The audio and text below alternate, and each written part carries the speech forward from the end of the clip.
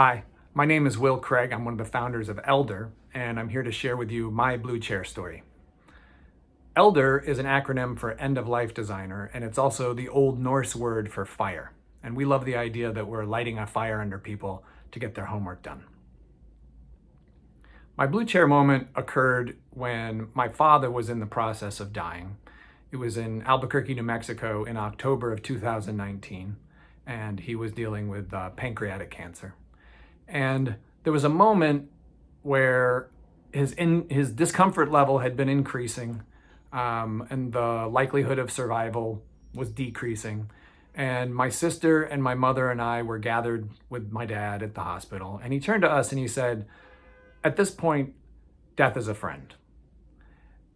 And that was a huge turning point for us because it illuminated the moment for what it was. We were at that threshold. It was time to engage that element of the planning that he had done. It was all about comfort and a smooth process of dying at that point.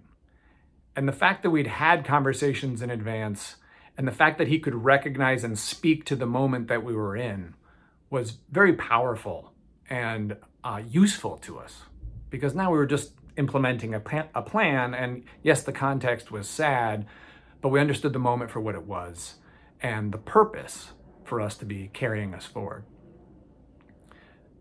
Part of my motivation for participating in CTAC is because I'd like for that moment to be the norm instead of something unusual, because I understand it's unusual. Not everyone has that illuminated moment in their process of dying.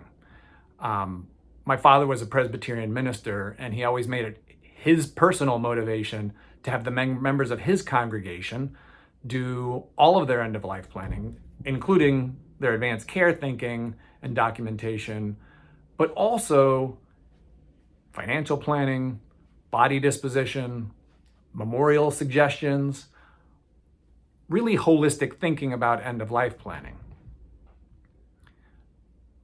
So a motivation for me for the support of CTAC's overall mission is saving families time, saving families money, saving families distress, saving our healthcare systems unneeded complication because people have a good plan that makes sense and they can carry it out soundly. And then there's this other motivation that I want to share with you that I have, which is I spent the last 10 years as an executive coach.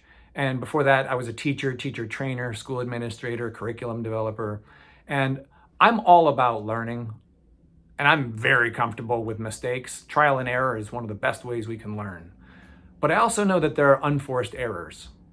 And unforced errors kind of drive me crazy. And unforced errors are those things where we just didn't do the math. We just didn't do our homework. We just didn't have those conversations that were uncomfortable for us to have. And it could be in our marriages. It could be in our financial planning. It's for sure going to be a topic in our end-of-life planning. And I'm sure you as coalition members have seen many of the different forms of impact of the unforced errors because people didn't do their homework. So that's what ELDR is all about. That's what I'm all about personally, because I think there is a moment in every lifetime when actually at this point, death is a friend. Because we're not going to suffer. We're not going to have unneeded complication. And we're just going to accept the grief process for what it is at the right time.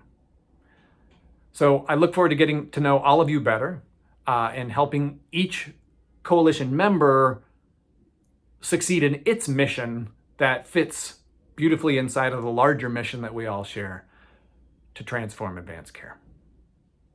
Hope to see you around campus.